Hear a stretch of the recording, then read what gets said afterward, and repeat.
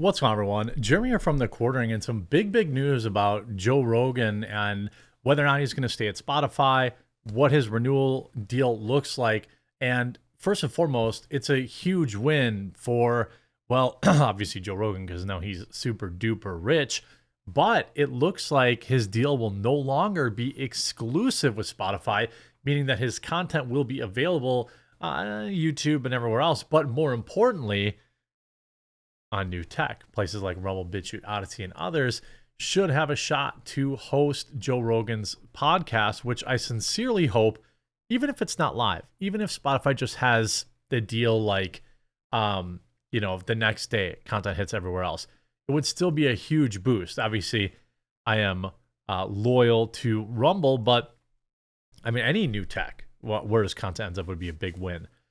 Joe Rogan Inc.'s new Spotify deal worth $250 million that now will also allow his hit podcast to be spread across multiple platforms, including YouTube, Apple, Amazon, and more. Now, I have reached out to Joe Rogan in the only way I know how, via a tweet. So if you use Twitter, I'm going to pin it. I'm going to pin it to my timeline right now. Maybe we can get his attention. If you want him to make sure his content is available on new tech, like and retweet this. You'll see it. Open a new window or open up Twitter after the video. Like and retweet this. Let's try to get his attention. Make sure he puts it on Rumble. I think that would be huge. Well, really all new tech, to be honest with you. Spotify has reached a new deal with star podcaster Joe Rogan that will allow his show to be distributed across multiple platforms, including YouTube. See, I had a feeling that his footprint would shrink when he became Spotify exclusive, and I'm guessing that's what happened. I'm guessing that he shrunk. I mean, obviously he's very popular or whatever. It's not like he's washed or anything. But the fact that you couldn't view his podcast on YouTube, which was obviously the biggest place you've seen Joe Rogan clips everywhere, I suspect that took a bite of his viewership. The multi-year deal is worth roughly $250 million, including an upfront minimum guarantee, plus revenue sharing agreement based on ad sales, the Wall Street Journal reported on Friday, citing company sources. A Spotify spokesperson told DailyMail.com that figure was incorrect, but declined to offer any further specifics on the deal's financial terms. Rogan's show, The Joe Rogan Experience, has been available exclusively on Spotify since 2020, when the company inked a $200 million deal with the comedian. The show has regularly topped the podcast charts for Spotify, drawing millions of listeners for Rogan's lengthy interview with newsmakers, academics, entertainers. Spotify confirmed that the new deal will see Rogan's show soon made available on other platforms, including Apple, Amazon, and YouTube. So Joe Rogan dropped the exclusivity on the Spotify deal, is what it looks like to me. I mean, that is an absolute win for really all platforms. I hate platform exclusive content. I understand why it's important. I mean, if you know me, you see right below my face, I stream every single day, Monday through Friday, noon to 2 Central, 1 to 3 Eastern on Rumble. That's where that lives. And it's important for people to, have some benefit. But the content inside that live stream ends up available everywhere else. Rogan stuff does not. Spotify will work closely with Joe and his team to continue to maximize the audience of the show across platforms, a company spokesperson said. In an interview with Rogan published on Spotify's website, the podcaster said he had learned much about the art of interviewing since first launching his show in 2009. A lot of what helps is I've done it for so many hours and I've learned how to get better over trial and error, but also that I only have people on the show that I'm genuinely interested in talking to, said Joe Rogan. I never do a podcast because a person is popular. It's always from a place of, I think it would be cool to talk to this person. Notable guests through the years include Dave Chappelle, The Rock, Robert Downey Jr., blah, blah, blah, blah, blah, blah, blah. He is also known for shows featuring figures who are not household names, but also have intriguing personal backstories and fields of expertise. Among them are Dr. Shanna Swan, whose work examines the impact of chemical exposure to reproductive health and child development, and physician Peter Attia, known for his work in longevity medicine. Other guests include retired U.S. Navy SEALs, David Goggins, psychedelic research, all these other people. Of course, Rogan is an outspoken critic of the jab and advocate for unproven treatments. as at times and has at times drawn backlash from the medical establishment and liberal critics. Well, you know that they're freaking out about this, right? They thought they could cancel him and they couldn't.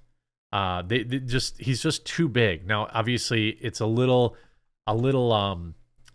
easier when you're Joe freaking Rogan and you have a gigantic following and you're relatively uncancelable today.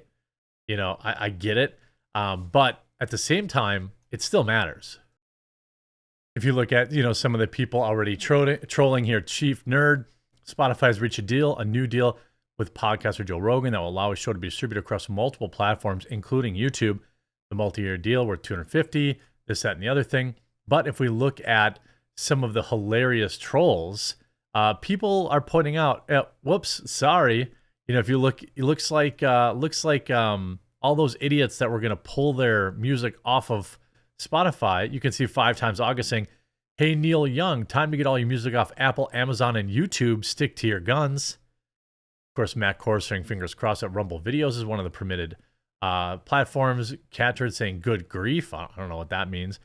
YouTube either bans it immediately or is forced to admit that their terms of service is BS. I don't necessarily think that, I don't really think that that's the case. This is the media now. Threat to the system, right? Okay. It's insane to me, the meltdown that you're going to see because, they were unable to cancel him. And obviously, he's more popular than ever. In my opinion, the unification of platforms to be one filtering system for content, the leader of the pack bringing it through the deal, Joe Rogan. This way people view the merging of platforms as contractual. Yeah, okay. All those stars that boycotted Spotify and pulled your music off of it because of Joe Rogan, look what you did. He has a new massive deal, obviously. It's going to be interesting to see. Joe Rogan's approaching him with infinite money. Remember when people tried pressuring Spotify into canceling him? Meanwhile, everything he said turned out to be true for the most part. Good timing, Joe Rogan. Yeah, I am hoping that he brings his content to multiple platforms.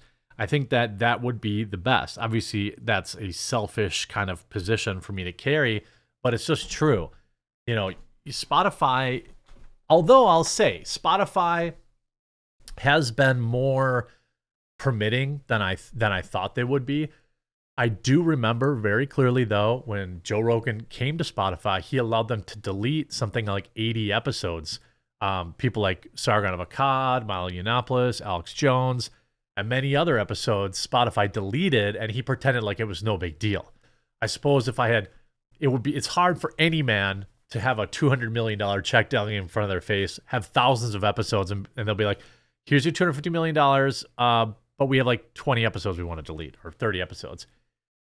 I think Joe Rogan in general is a free speech guy, but he's never a guy that's going to take less money in order to support free speech. But at least he's still in general, a free speech guy.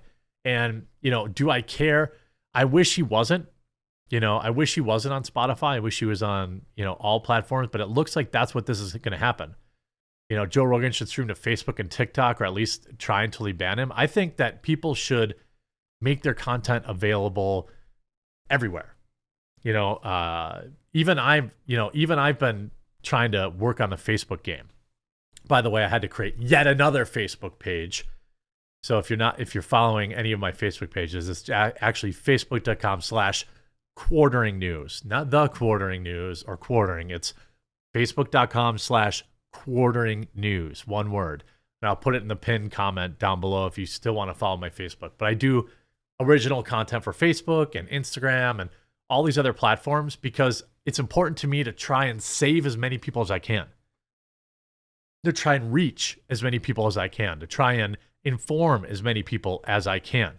And I think that ultimately that's more important than an extra 50 million for Joe Rogan. But I think it's definitely a step in the right direction that his content will be available on multiple platforms. I just hope one of those platforms is also Rumble. I reached out to my Rumble reps to ask if they heard anything about it, if Rogan's going to be available there, because I think Rumble and new tech in general needs more normie content. And even though Joe Rogan will once in a while talk about the jab or talk about things that are non-mainstream, his viewership is still largely normies. So I think that's important. But he's definitely worked himself into a position where he is, in supreme power. You see, he left YouTube and other places for Spotify, just for Spotify to re-platform with a boatload of money. Well done. And now they're just letting him put his content everywhere else too. Here's people mad. Another L for Spotify in the podcast space. They love hemorrhaging money in an essentially free platform. The number one in the podcast in the world reach is about to double. I love this. I absolutely love it. Hope he comes to Rumble. Let me know what you think. I haven't watched Joe Rogan since he moved to Spotify. Not once. If it's available on Rumble, I'll watch it, guaranteed.